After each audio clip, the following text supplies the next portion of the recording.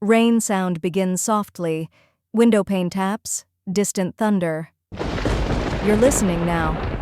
Outside, the rain is falling. Most of us think of rain as gentle, soothing. But for one woman, her first night in a new home, in a remote region, the rain became the messenger of something she could not see. Her name was Lena Barrett. At age 29, she moved into a house nestled deep in the forested hills of northern Vermont. A bargain on paper, isolated, surrounded by tall pines, with a history no one mentioned. Within hours of the storm's arrival, she realized that the walls held secrets. Maybe you'll sleep tonight with this story behind you, maybe not. But if you lie still, listen to the rain. Because sometimes the most ordinary nights become the ones we never forget.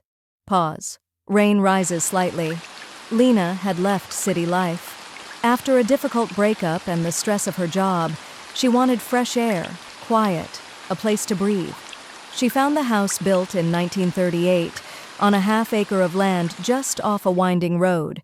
The listing described charming wood paneling, an attic, a fireplace. On day one, she arrived under a gray sky. Furniture still smelled of old tobacco, the pine floors creaked lightly, and the trees pressed in through the windows. Inside, she unpacked. Outside, the clouds gathered. That night, the rain began. It was a steady percussion on the roof, a lullaby for some, but for Lena, it became a rhythm she noticed. She sat by the fireplace, a mug of tea in her hand. The storm rolled in waves. At 3:13 a.m., the power flickered. She thought it was the wind. She didn't yet know the house's past. On day two, she explored the property. Behind the living room wall, she discovered a small access panel, wooden, unpainted. She pulled it open and found an old photograph slipped between the studs. A man, stern-faced, dated 1947, picnic in front of the same house. On the back, someone had scribbled, "We never left the storm." She didn't understand. But as evening came, the rain began louder. She stood at the window, watching sheets of water swirl down the driveway. The house moaned under the wind. A cupboard door creaked open. She told herself it was the house settling. At 11:47 p.m., she heard footsteps light, deliberate in the attic overhead. She paused. She told herself, "There's no one upstairs." But the steps stopped at the attic door, then retraced. She held her breath. The sound faded. Then the rain turned hard, as though an unseen drummer had arrived. The next morning, Lena couldn't shake the image of that photograph. She decided to inspect the attic. Up the narrow stairs, she carried a flashlight. The attic was cluttered. Boxes, old trunks, and bundles of newspapers from the 1950s. At the far corner, she found a metal box, rusted. Inside was a leather-bound journal with the name Edward R. Collins on the cover. The entries began in the late 1940s. Edward described moving into the house with his wife Elaine, how the storms changed after they moved in, how at 3:13 a.m. the rain would hammer the roof and he heard voices in the walls. One entry. "She calls me from the rain. I listen at the window." Lena felt her stomach tighten. She looked out the attic window. Clouds pressed low. That evening, around dusk, the wind shifted. The rain crashed against the panes, and inside, she heard a soft whisper outside her bedroom door. "Edward." She froze.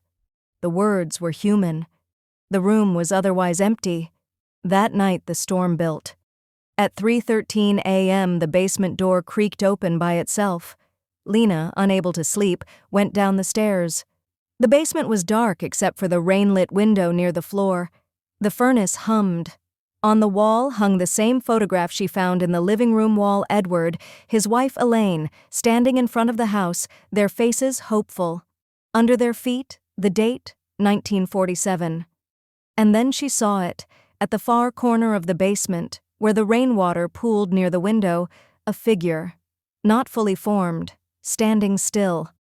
She felt her heart hammer. The figure turned its head slowly and looked at her. The attic journal's words echoed. "She calls me from the rain." A bolt of lightning struck outside. The basement light flickered off. In that dark, she heard the whisper again, closer this time. "Lena." She ran up the stairs.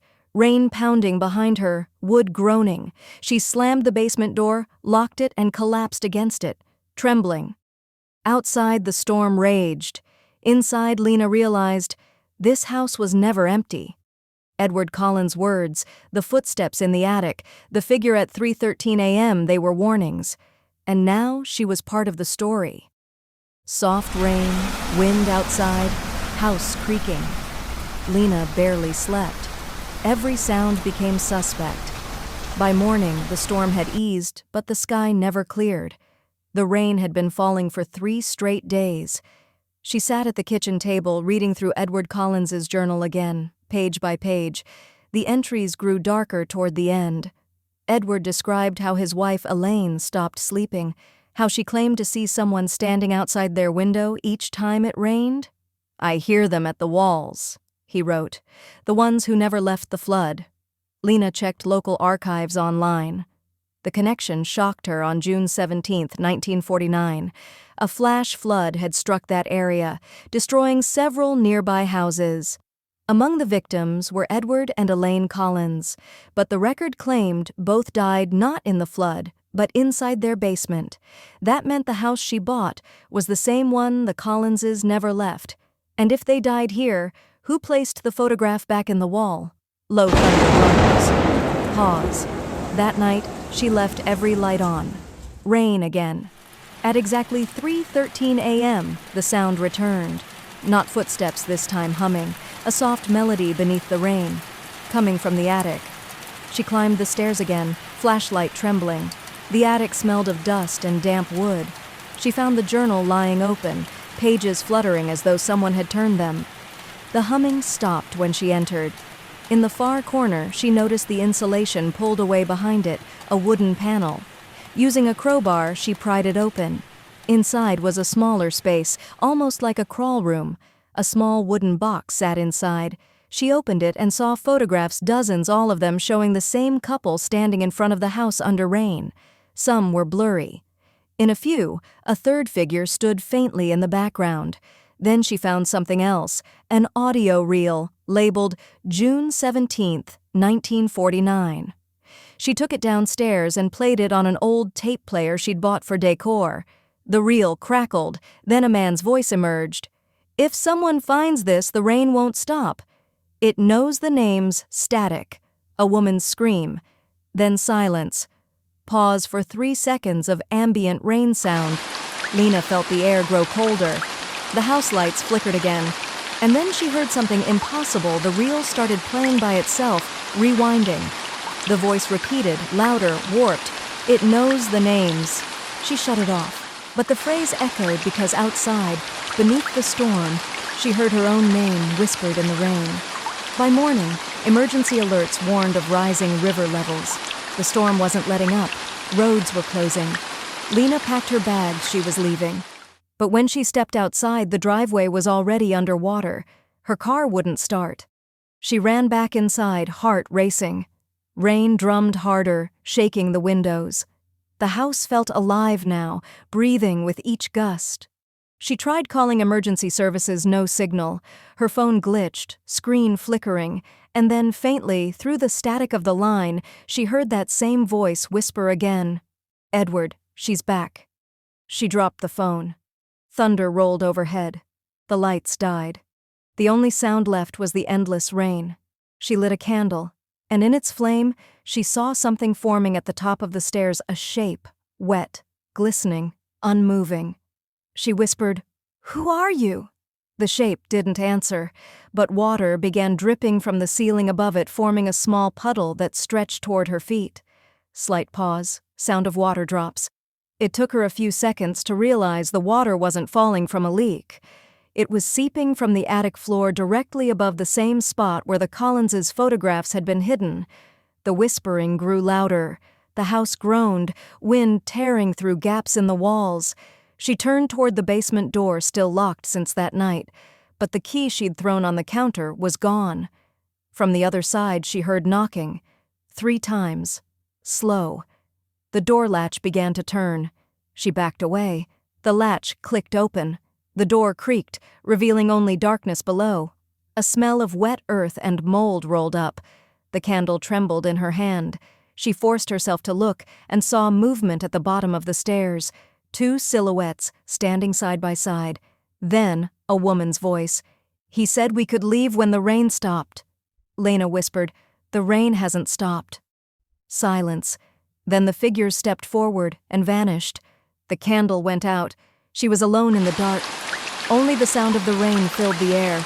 2-second silence, then rain intensifies. She fell to the floor, breath shaking. She remembered the words from Edward's final journal entry. When it rains, they listen. When it stops, they rest. But the rain, it seemed, would never stop. Rain softens gradually. When morning came, the storm was finally dying. The sun tried to break through the clouds. Lena packed what she could and left. As she stepped outside, she saw the ground soaked and uneven. A tree had fallen across the driveway, but the strangest thing on the porch railing sat a dry envelope, untouched by rain. Inside was the same photograph again, but this time her own reflection had appeared faintly between Edward and Elaine, as though someone had taken it the night before. She left the house behind, walking the flooded road until rescue teams found her hours later. They said she was lucky to have survived. The storm had caused landslides across the region. Weeks later, when she returned with a real estate agent to collect her remaining things, the house was gone. A collapse had taken it down into the ravine below. All they found was water, mud, and the old tape recorder floating near the edge, the real inside still turning. Soft thunder fades to distant rain. Lena never moved back to Vermont, but she said sometimes, during heavy rain, she still hears the same melody that hummed in her attic that night. And when she checks the clock, it's always 3:13 a.m. Rain fades into background ambience for outro segment.